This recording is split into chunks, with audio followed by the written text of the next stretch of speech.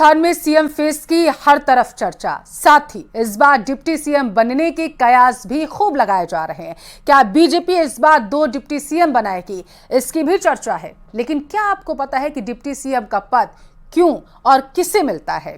Deputy CM के पास कितनी ताकत होगी, रिपोर्ट में समझिए।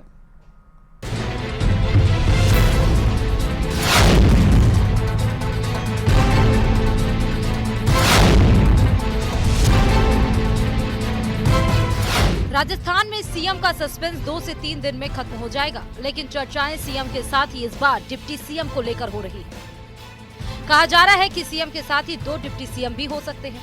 ऐसे में कई सवाल डिप्टी सीएम को लेकर भी किए जा रहे हैं। सीएम का चुनाव कैसे होता है, ये बात तो आप सभी जानते ही होंगे, लेकिन क्या आपको पता है कि डिप्टी सीएम कैसे तय किया जाता है? क्या आपको पता है कि डिप्टी सीएम चुनने का क्या है तरीका?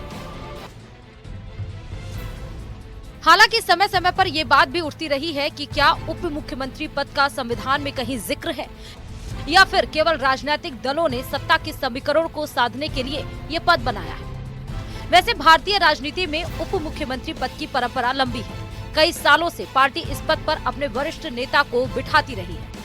ऐसा समझा जाता है जब मुख्यमंत्री के समकक्ष ही पार्टी के भीतर कोई दूसरा नेता भी होता है तो उन्हें डिप्टी पद दे दिया जाता है, या फिर गठबंधन सरकारों में साझा प्रोग्राम के तहत डिप्टी सीएम बनाए जाते हैं। हालांकि सच्चाई ये है कि संविधान में उप मुख्यमंत्री जैसे किसी पद का उल्लेख नहीं है। यहाँ तक कि शपथ ग्रहण समारोह के दौरान डिप्टी सीएम अलग से शपथ ले, ऐसा भी नहीं होता है। जैसे एक मंत्री शपथ लेता है, वैसे ही डिप्टी सीएम भी शपथ लेता है। साथ ही डिप्टी सीएम की शक्ति भी एक मंत्री जितनी ही होती है। इन पदों पर तैनात व्यक्ति मुख्यमंत्री गैर मौजूदगी में मंत्रिमंडल की अगुवाई भी नहीं कर सकता है, और न ही उसे दूसरे मंत्रियों से अलग कोई भत्ता या सुविधा मिलती है। राजस्थान में ये भी चर्चा है कि सीएम के साथ 2 डिप्टी सीएम भी हो सकते हैं, लेकिन डिप्टी सीएम के पास कितनी ताकत होगी और उसका चुनाव कैसे किया जाता है, ये बात क्या आपको पता है? यानी आसान भाषा में कहा जाए तो सियासी समीकरण बनाए रखने के लिए किसी राज्य में उप मुख्यमंत्री का पद क्रिएट किया जाता है। यही कारण है कि किसी डिप्टी सीएम के पास सीएम जैसे अधिकार या उससे कुछ कम अधिकार नहीं होते, बल्कि उसके अधिकार भी मंत्रिमंडल के दूसरे सदस्यों की तरह ही होते हैं। डिप्टी सीएम अपने विभाग के लिए ही जिम्मेदार होता है। कहा जाता है कि नेताओं को खुश रखने के लिए डिप्टी सीएम बना दिया जाता है। हालांकि संविधान में इसका कोई जिक्र भी नहीं है। डिप्टी सीएम को कोई अलग से शपथ भी नहीं दिलाई जाती। जैसे एक मंत्री कार्य करता है, वैसे ही डिप्टी सीएम भी होता है।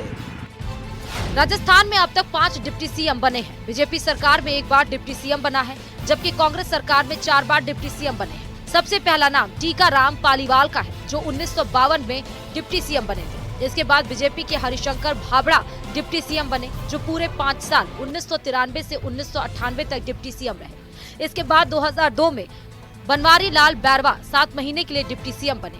इसके बाद 2003 में 11 महीने के लिए कमला बेनीवाल डिप्टी सीएम बनी, और अब तक के अंतिम डिप्टी सीएम सचिन पायलट हैं, जो लगभग 1.5 साल तक डिप्टी सीएम रहे। ऐसा भी नहीं है कि राजस्थान में ही डिप्टी सीएम बने। आंध्र प्रदेश में तो 5 डिप्टी सीएम हैं, कई प्रदेशों में 2 डिप्टी सीएम हैं। देश का कोई भी राज्य डिप्टी सीएम से अछूता नहीं रहा है। ऐसे में राजस्थान में बीजेपी भी डिप्टी सीएम बना सकती है।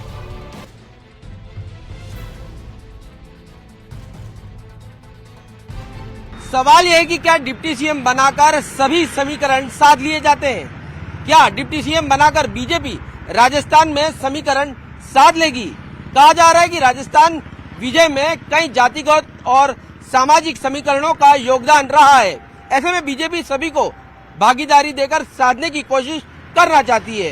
कौन सीएम डिप्टी सीएम बनता है, ये तो नाम सामने आने पर ही पता चलेगा।